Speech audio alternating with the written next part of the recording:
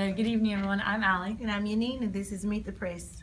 So tonight what we want to talk about is performance-enhancing drugs in the NCAA.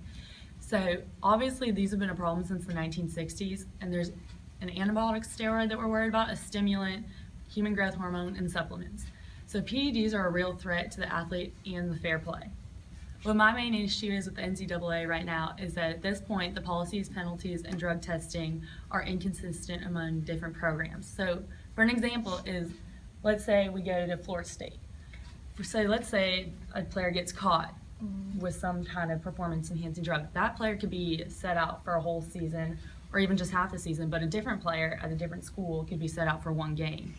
And so what bugs me about that is that it's not consistent, is that you could be playing, Florida State could be playing Clemson next weekend, and one player could have just taken the same drug as him, but only be set out for that one game. So what you're saying is that you want everybody to be just on one accord. Yeah, so what I want the NCAA to do is have all the conferences come together and make a two-strike policy. I'm not quite sure yet what I think of the two-strike policy, but I want them to all come and make one consistent plan that they are all going to follow, and that they all come consistently together and have a drug testing system that happens. Speaking of drug testing systems, let's move to Florida State's redshirt quarterback, Will Grier. We've learned that the redshirt quarterback is attempting to make an appeal.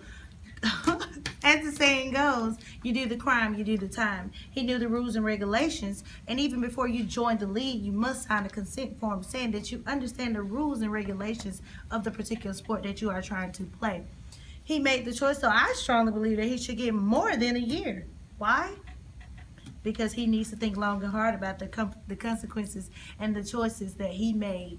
So, therefore, he should reap it before pursuing his career into even thinking about going into the NFL. I know he has heard a story saying that it'll never happen to me. So you made the decision to take the drugs not knowing that this is going to change your career forever. Well, guess what, Mr. Grier? It is now you. Okay, so you're thinking Will Grier's first strike should be more than a year? Of course. So you're saying you want to give up almost half his career just on his first strike? What decision would you have made? Like, how would you have made your decision, knowing that you should not be taking this banned substance, but you chose to do it? You chose to do it anyway. Well, I think he we're deserves assuming more that he than did a it year. then. What if he didn't do it, but he's just going to get caught for something? But guess what? He did do it, and he tested positive for it. But testings can go wrong, or someone could be setting him up, or honestly, he could have just taken something that he really didn't know. So he should be punished his very first time getting caught. Well, for almost giving up half his career. If he's taking something that he didn't know he was taking, him and whoever gave it to him should be punished. But if he didn't know he was taking it, he should really be punished that heavily? Yes. And I'm not changing my answer. Okay, well, I think we should go to our viewers and see what they have to say. Do you guys think that Will Grier should get more than a year, or should we follow the two-strike policy that Allie has came up with?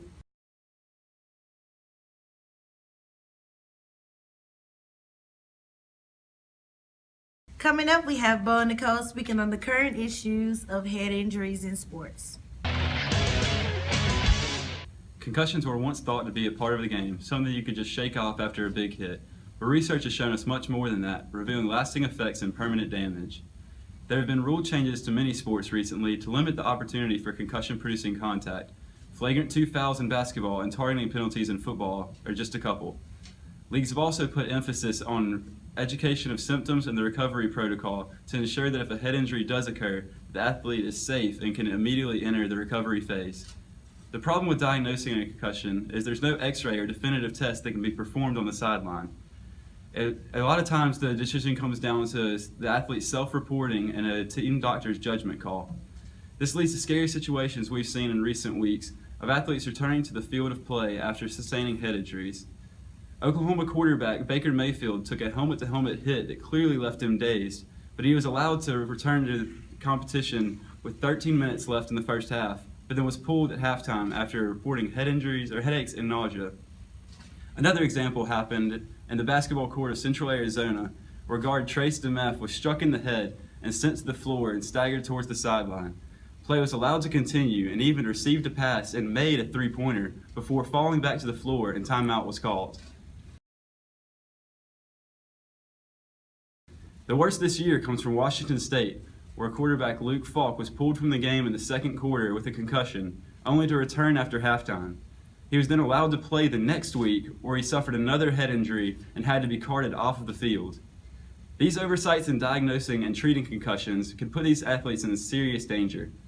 Returning to play can lead to further injury and permanent damage. While rule changes have helped, a new approach may be necessary to more accurately and independently diagnose these injuries.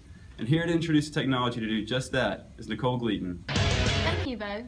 Concussions are the most common reported injury in all sports. Since concussions are a more serious issue than they were about 20 years ago, 2 devices have been developed to help coaches and trainers detect when a player could possibly have a concussion. One device is an 8-inch strip that is placed in the top of the helmet underneath the padding, so the player does not even know he or she is wearing one. The strip works by detecting the force of a hit and will send a signal to the coach or a trainer's cell phone if a player is at risk of having a concussion. VentGuard is a mouthpiece device that is used to detect concussions. The device also sends alerts to coaches and trainers via Bluetooth. Since concussions are a serious issue in sports, all contact sports contestants should be required to wear one of these devices. Referees should inspect each player's helmet 1 hour before the game to make sure the device works properly, is properly placed at the top of the helmet underneath the padding, and most importantly, that each player has one to wear. Requirements of wearing one of these 2 devices will help protect players from more serious brain injuries. Guys, we'll be right back after these messages. I'm Allie, And I'm Yanine. and tonight we want. I was saying, yeah, you look into that little. Well, it's just awkward that I'm just staring right here talking. I'm ready to get this over with. All right, go ahead.